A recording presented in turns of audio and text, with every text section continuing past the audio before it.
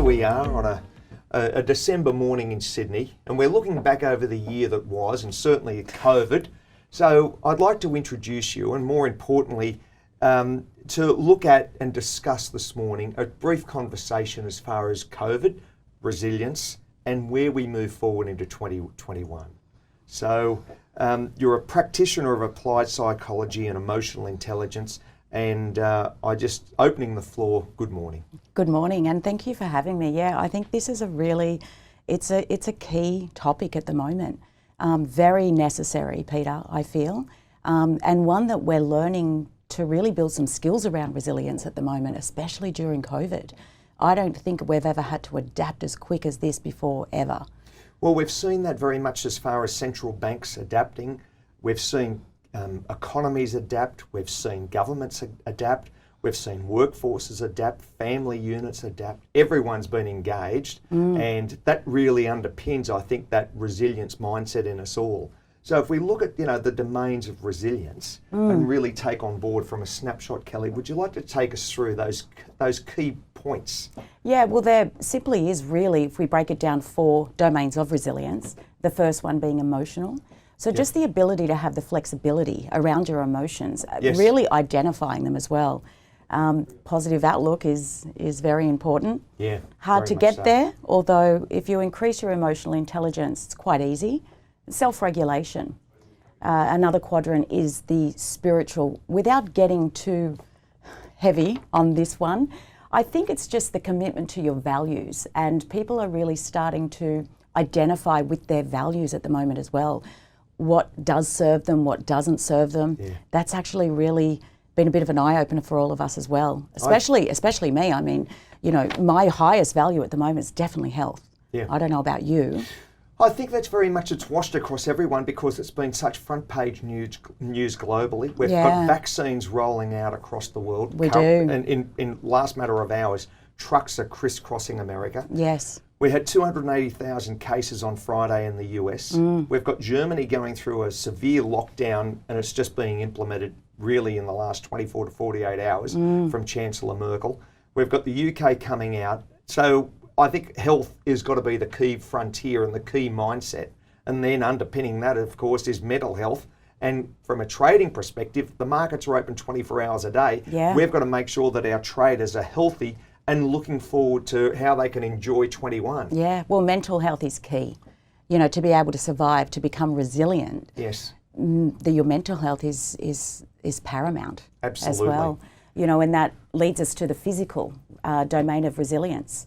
And I guess we'll talk more about that further as well a little later, because I really think that this is the most important. Yeah, I think you're right. So we've discussed why it's important. Are you born resilient? Let's examine that. Let's pull it apart and pull back the onion. Are we born resilient? Truth is, Peter, I don't believe we are born resilient. I think it's a set of skills that we learn over time. And I guess the stronger we are with these skills as well, the more that we have the ability to adapt and become resilient. So they are learned. So I think people, they get too much inside their head and they think, oh, I'm not resilient enough for that. Well, if they know that they can break it down and really start to follow these key steps, they actually can become resilient. Yeah. School kids, you're looking as far as the young, team environment, sports. That's right. Again, as you mentioned, the physical attributes to actually build that resilience and strength and then move on to the next pathways. I think we've got to understand also how we adapt and how we make ourselves stronger beings, because these are uncharted waters for certainly my generation, or our generation, and the young. So the old, they've been through far more as far as life experiences, depressions, wars, and health crises. And as we move forward, I think it's very important to, as you mentioned, look after health. Schwarzenegger says something that I found very, very interesting as far as his 10 commandments or 10 frameworks. And let's look at those and really appreciate them. There they are. Yeah, look, I was actually looking at these too, Peter, and if I break it down to the key steps of resilience, I'd have to say that these pretty much sum it up as well. Yeah. We're born to lift weights. I mean, there he is. He's a Mr. Universe, Mr. Olympia. And but more than that, is I look at a migrant that came to America. The sixth largest economy in the world is California. He was the governor, movie star. Could have been the president, but he wasn't born there. Correct. Married into they call it U.S. royalty as far as the Kennedy clan, Maria Shriver. Anything that he put his mind to, basically he did. And mastered resilience. Absolutely. And that lifting weights, the Japanese call it hojo wundo as far as hard work, hard physical training. Yeah. And it really empowers one. So from a trading mindset, I look at that we have to do work externally to our own environment to get stronger physically. Yeah. Because we're all born to move and chase and do things and lift stuff. And we're machines. Yes, really we are. Yeah, and we really need to oil them and refuel them. Yeah. Or they just will not work at their optimum. No, well, I think that's so true as far as building muscle as we get older. Yeah. It's not as though, you do that in your 20s or you do it in your teen years. You've got to do it all of your life. Yeah, and it becomes more important as you age. 100%. Yeah. Hip fractures, shoulder girdle. Inflammation. Exactly, and fall over on your shoulder and break it versus heavily muscled around your shoulder joint to protect your bones, protect your back, protect your ankles, hips, all of that. He makes a next point there, and I think this is crucial for traders, to sleep well, to get rest. Yeah. And if we're up in the middle of the night looking at screens, you're disrupting that pattern. Yes. And, take us through some of those points that you've observed as far as, psychology and I think a fatigued mind versus a non-fatigued mind. For me, if I hear the word sleep and I know that I only have so much time to get that in, for me it equals memory and endurance. If I don't get enough sleep, and for me, look, it may differ between each other, but I think 7 to 8 hours is essential. And it does improve memory and endurance. Of course, so cognitively. It does, yeah. So that is why it's essential, because I don't know how one can perform in a trading environment if they're not on.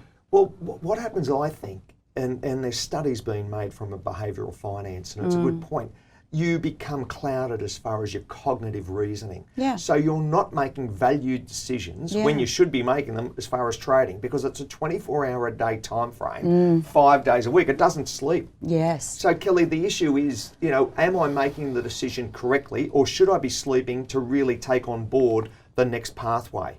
What will it cost you if you don't sleep? Well, bad decisions can be lost as far as the trade. Traders not being engaged or not making the correct decisions, overthinking, or just being straight out fatigued. I noticed number 3. It's interesting. It is, eat healthy. Yes. Well, I mean, cancer is ramped at the moment with disease, and it's probably one of our number one killer, apart from heart disease. Yeah. And if you're not eating healthy, and again, we talk about refueling. Make sure you're putting good nutrition into your body so it works at its optimum. And it's all linked. Everything is linked here. And when we think about resilient bodies, these are the key steps that we need to take. You bet.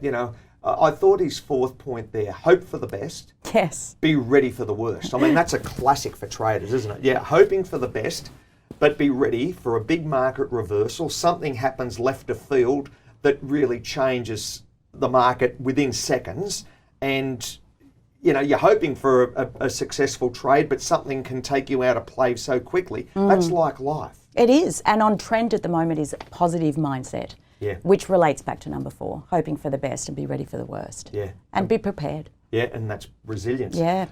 I think that's one of the most important things as I age is to stop overthinking. Yes. You don't. The older you get, I hope, and it is for me, the less I overthink. Well, it steals your happiness. Yes. And see, that's beautifully put. Yeah, it does. It really does steal your happiness. And that's all we really want, And at the end of the day, no matter what your value is, whether it's to increase your financial worth, feel stronger, whatever it may be, I think that overthinking steals that. And it also leads to anxiety and depression. So it's a real killer. Yeah. And it's like a downward spiral for mental health issues. Yeah, I mean, that's a critical point. You're overthinking, as you said, steal happiness. I mean, that just really summarises we're born to be, hopefully, a degree of happiness through our lives. Yes. And to keep smiling. And, well, let's look at number 6, take responsibility. Yes, okay, well, this is a big one as well. Taking responsibility, I think, for me, in a corporate environment especially, and when you're working with colleagues, it really does, it increases the quality of your relationships if you're taking responsibility. Yeah. Even with your family and your friends as well. Of course. Yeah, it's being a parent, being a child, being whatever, being responsible. Yeah, and respecting that you may not always be right as well. Yeah. Once you take that responsibility, you're also saying to somebody else, I honour you. Yeah. Well, that's where a trader, you've got to take responsibility for a market moving for you or against you. I mean, you can't say, well, hang on a second, it was something happened left of field. Well, I was asleep and I should have been out of the market, or I should have been in the market. Yeah. You have to, traders have got to live by, I think, that number one principle. They are responsible. It's not someone else doing it for them, it's them. I know, but some people like to play the victim, Peter. Yeah, they do. There's no doubting that. Yeah, I did play it well at some point. Yep, I think we all have. Didn't get me anywhere. No, it's debilitating. Yeah, it is, absolutely. It eats you alive. Steals your happiness. Steals your happiness. There you are. Here's a number 7. It's my lucky number 7. Forgive yourself. Yes. I think when we really work on those skills of developing our emotional intelligence side, we have the ability to forgive ourselves. Yeah. Just be kind. Be kind. Be kind on yourself. You know, shit's going to happen. Yep. We're going to fail. We will fail. We're scared of failure. But I think the thing is fail forward, fail fast, and move on. Because once you learn to forgive yourself for your failures or whatever it is that you've done, you're just that one step closer. I think that from a trading mindset, it's so true. Forget about the losing trades. Well, it's gone. It's gone. It's gone. And you can't, not every traders say to me, around you may the world. May as well just go back up to number 5 and start overthinking again and start running your depression. Yeah, exactly right. Yeah. And they ask me, new traders expect every trade to be success. I keep on getting back to it. You can't be successful without failure. Exactly. They go hand in hand. 100%. If you can get 60% of your trades to be profitable and the other 40%, it's a game that, and I don't use the word game, you're in that mindset that you need to, hopefully at the end of the year, you've got more profit than what you started with. Yes. And that's what you're trying to do. So you want to cut your losses and let your profits run. And that's truly what a trader needs to do. Yes, it's a absolutely. hands-on environment. Yeah.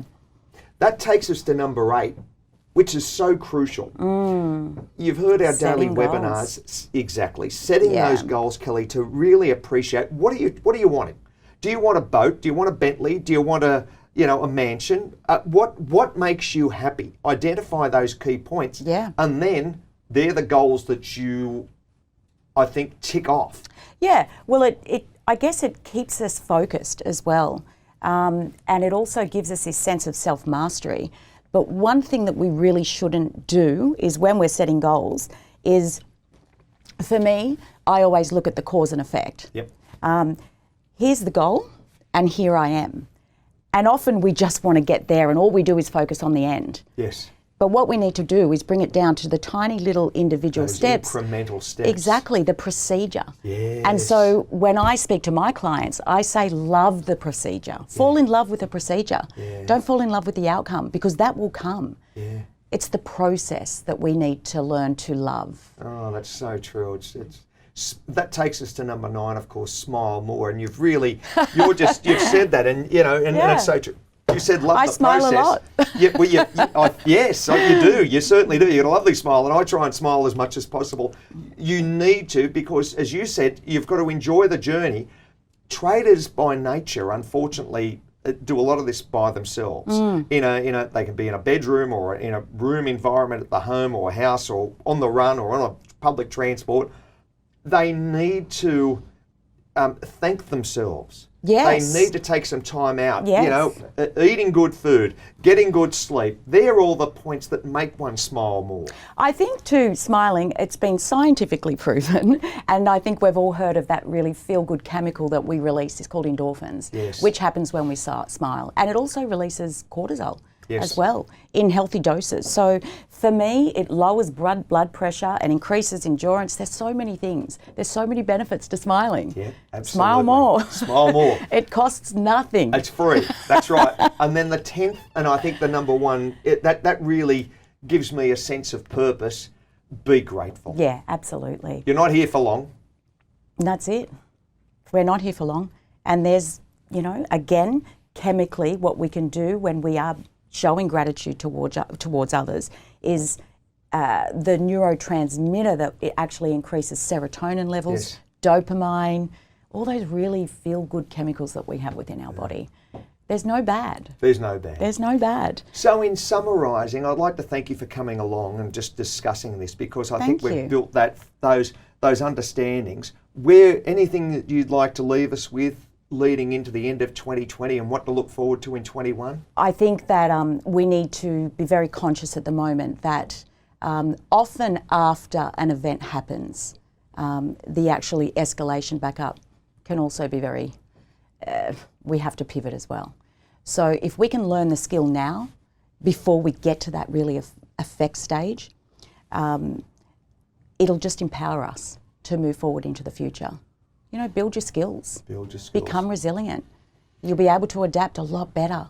Yeah, I think that summarises it up well. Well, I'd like to wish you and everyone and your family all the best for Christmas. Yeah, Thank you also. Kellie. Thank you, Peter. Thank you for having me. It's been a pleasure. And I'm sure we'll do this again in 21. But again, thank you. Thank you. Take care.